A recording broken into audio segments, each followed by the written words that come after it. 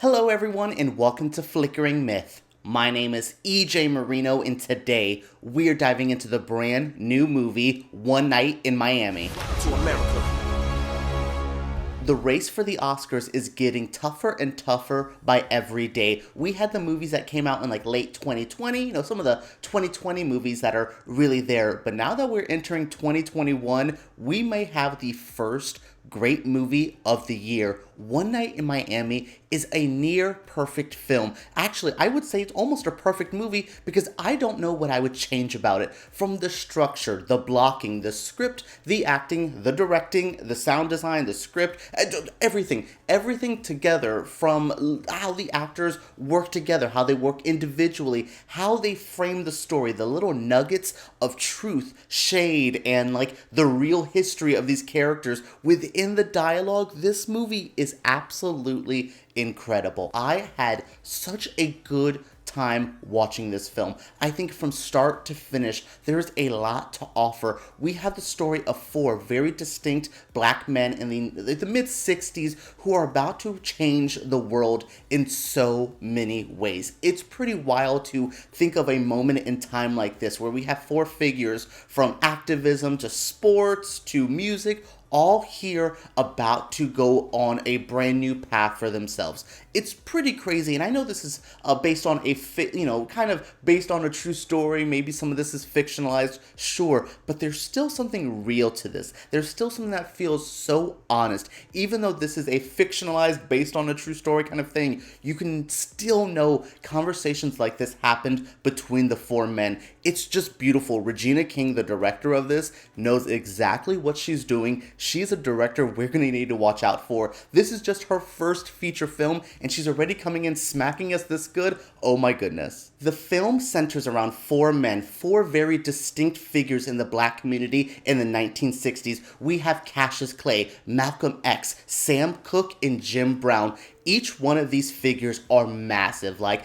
I know Jim Brown from some cheesy movies he did, but I know he's an iconic football player. Sam Cooke is a musician from the 50s and 60s. We have Malcolm X. I don't really need to explain who Malcolm X is to most people, but if I do, why don't you just Google real quick. And then you also have Cassius Clay, who would later on become Muhammad Ali. These are four insane figures, and this story tells a fictionalized-ish event of what happens when these four men get together right after Cassius Clay wins the world title. This is right before Cassius Clay changes his name to Muhammad Ali, which is thankful to Malcolm X, who got him into the Nation of Islam, which they would both later leave. That's a whole nother drama that they talk about in the movie. I'm not going to get into all of that, but yeah, this is just on the cusp of so much. You also have people like Sam Cooke, who doesn't live long after this film is set. So yeah, it's a pretty intense time in these people's lives, because each one of them is,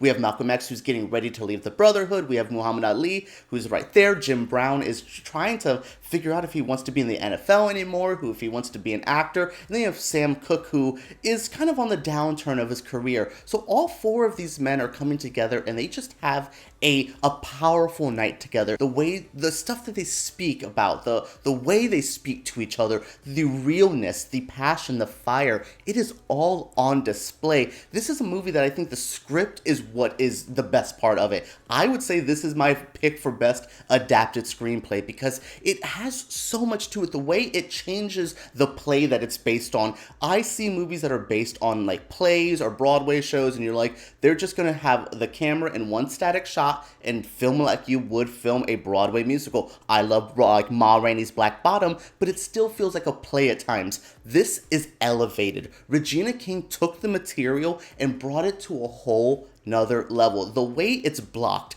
that's what stuck with me the whole movie. So you have these four men, and each one have their own drama with each other. So they find beautiful, brilliant ways to get two people out of the room so we can focus on two people. Well, maybe one person's gonna go make a phone call, so that leaves them by themselves. So it's so laid out. It's like a puzzle, or like a chessboard where pieces move, and then this piece moves here. It's just genius. It is one of those well-crafted movies from top to bottom that I'm like, I physically cannot think of how you made this movie. Like, it is mind-blowing how you crafted these stories, how you got each person to say something so real, so honest. It is just incredible how well made this is.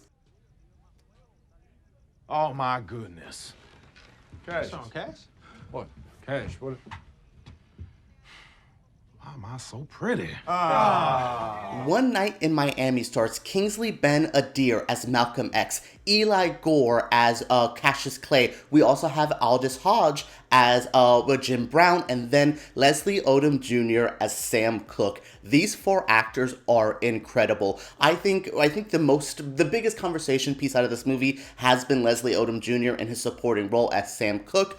Oh my goodness, yes, I would agree, but you cannot ignore Kingsley Ben-Adir's amazing Malcolm X. They have the most heated rivalry, with Sam Cooke and Malcolm X having very different ideologies of how you go about, like, advancing the black community, especially in the middle of the civil rights struggle. So yes, I think that was just amazing, and these actors do so well. I think Leslie Odom Jr. is at the top of the supporting actor conversation for the Oscars, and I can see why, but I really don't want Kingsley to be ignored in the big conversation, because he is so good. Hell, I could actually nominate everyone here, because Eli Goree as Cassius Clay was so believable. Muhammad Ali is such a big figure, and I find it hard to do him without almost being a parody of him at times, or really going the Will Smith route with the portrayal. So I think he found a new way of doing it. But my unsung hero of this movie is Aldis Hodge as Jim Brown. So much heart and soul. He has a conversation with Malcolm X about colorism and how